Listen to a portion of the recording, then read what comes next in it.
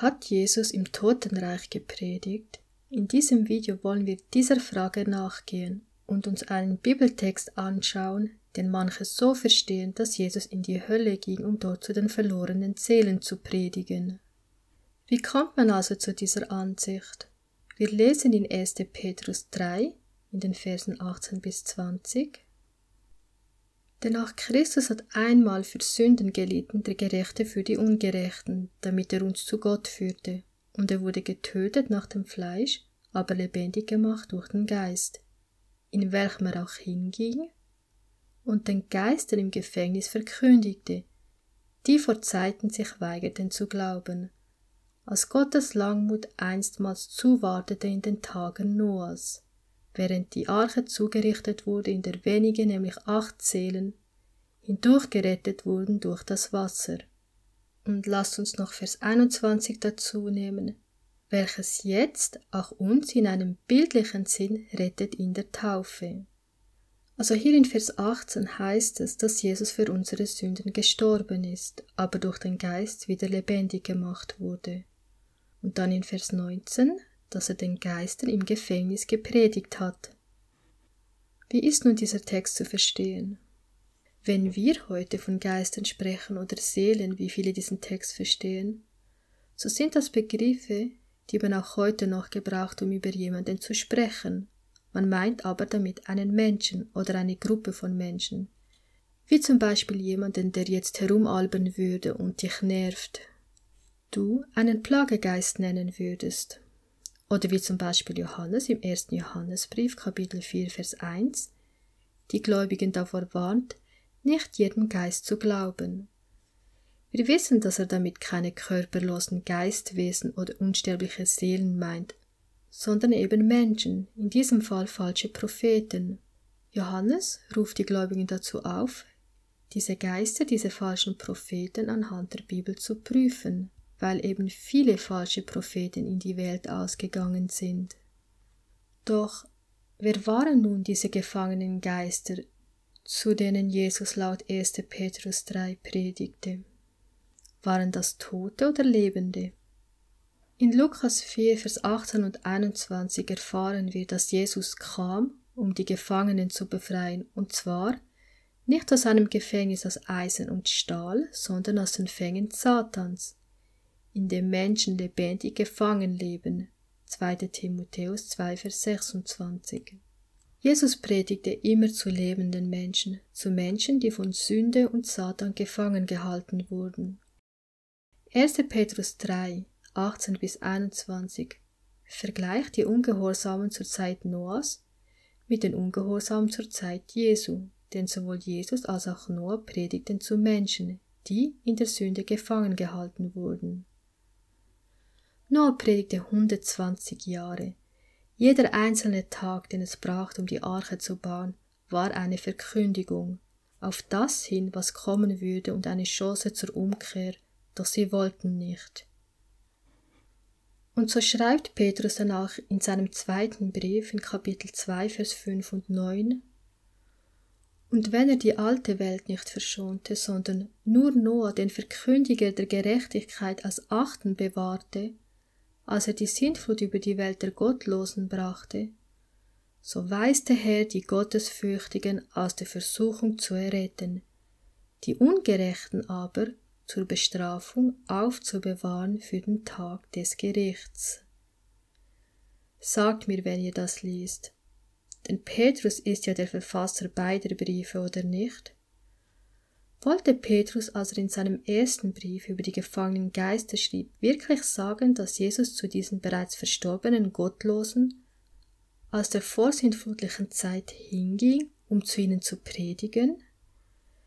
Wenn er dann in seinem 2. Brief klar und deutlich schreibt, dass Noah, der Verkündiger von Gottes Gerechtigkeit, und seine Familie als einzige bewahrt wurden, während alle anderen, die gottlos blieben aus dieser Zeit, samt allen anderen bereits verstorbenen Gottlosen aus allen Zeitaltern, bis zu ihrer Bestrafung aufbewahrt werden für den Tag des Gerichts? Also keine zweite Chance, wie es auch in Hebräer 9, 27 geschrieben steht. Der Mensch stirbt einmal, dann das Gericht. Was müssen wir also berücksichtigen, was die Bibel an anderen Stellen sagt, um diesen Vers besser verstehen zu können? Hebräer 9, Vers 27 haben wir gerade gelesen, unser Leben jetzt, so wie wir es führen, ob wir mit Gott oder ohne ihn leben wollen, entscheidet darüber, ob wir mal im Himmel sein werden oder ob wir nach unserem Tod für dieses Gericht der Gottlosen aufbewahrt werden. Es gibt also keine zweite Chance, so wie viele Christen das glauben. Den Verstorbenen wird auch kein Evangelium mehr verkündigt, weil die Bibel ganz klar sagt, was mit jemandem geschieht, wenn er stirbt. Wird man im Grab deine Gnade verkündigen, deine Wahrheit im Abgrund? Der Mann aber stirbt und ist dahin, der Mensch vergeht und wo ist er? Wie Wasser zerrinnen aus dem See und wie ein Strom vertrocknet und versiegt, so legt sich auch der Mensch nieder und steht nicht wieder auf, bis die Himmel nicht mehr sind. Regen sie sich nicht und werden nicht aufgeweckt aus ihrem Schlaf. Du aber geh hin, bis das Ende kommt. Du darfst nun ruhen und wirst einst auferstehen zu deinem Erbteil am Ende der Tage. Bis zu ihrer Auferstehung schlafen die Toten also in ihren Gräbern. Ein Toter kann auch nicht denken, noch fühlen, wollen oder handeln. Das lesen wir in Prediger 9 in den Versen 5, 6 und 10. Denn die Lebendigen wissen, dass sie sterben müssen, aber die Toten wissen gar nichts, und sie haben auf ewig keinen Anteil mehr an allem, was unter der Sonne geschieht. Denn im Totenreich, in das du gehst, gibt es kein Wirken mehr und kein Planen, keine Wissenschaft und keine Weisheit. Auch Paulus schreibt, dass der Lohn der Sünde der Tod ist und keine Unsterblichkeit in einer Hölle. Denn, so sagt die Bibel, erst bei Christi Wiederkunft werden die verstorbenen Gläubigen auferstehen und ewiges Leben erhalten. Die Gottlosen aber erst nach den 1000 Jahren. All diese Bibelverse sind ziemlich deutlich darin, was mit jemandem geschieht, wenn er stirbt. Wir können da nicht einfach einen Vers wie 1. Petrus 3, Vers 19 nehmen und ihn isoliert und ohne Berücksichtigung des Kontextes oder anderer Bibelstellen, die uns den Todeszustand klar und deutlich erklären, betrachten und daraus eine völlig andere, ja sogar der Bibel widersprechende Lehre darauf aufbauen. Die Bibel kann nicht an einer Stelle sagen, die Toten wissen nichts, und an einer anderen, Jesus ging hin, um zu Verstorbenen zu predigen. Das geht nur, wenn ich all die Bibeltexte, die wir uns schon angeschaut haben oder die ich eingeblendet habe, und die solch einer Vorstellung klar und deutlich widersprechen, ausblende. Auf unserem Kanal findet ihr 2 Videos zu den Themen, was geschieht nach dem Tod und ob es eine ewig brennende Hölle gibt. Und dennoch, auch wenn die Bibel diesbezüglich klare Aussagen macht, gibt es immer wieder Bibeltexte, die etwas schwieriger zu verstehen sind. Doch ich denke, wir konnten nun sehen, was Petrus unter Berücksichtigung des Kontextes und was er in seinem 2. Brief über die Zeit Noahs und über die Gottlosen von damals schrieb, wie dieser Text wirklich zu verstehen ist. Zusammenfassend geht es einfach darum, dass Christus schon zur Zeit Noahs Errettung angeboten hat, durch sein Wort.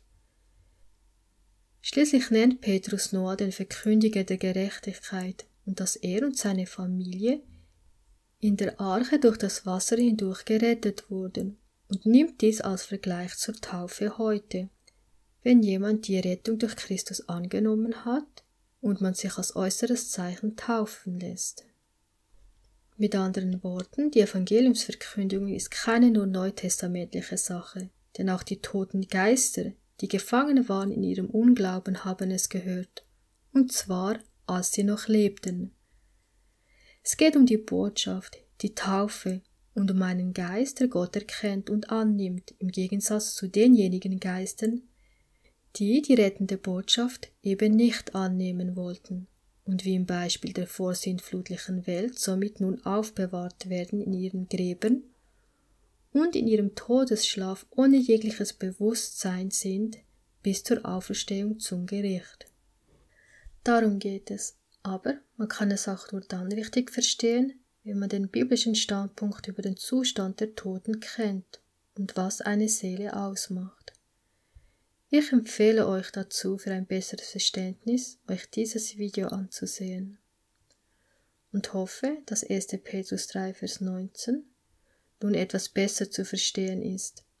Möge Gott uns in seine volle Wahrheit leiten. Gottes Segen euch.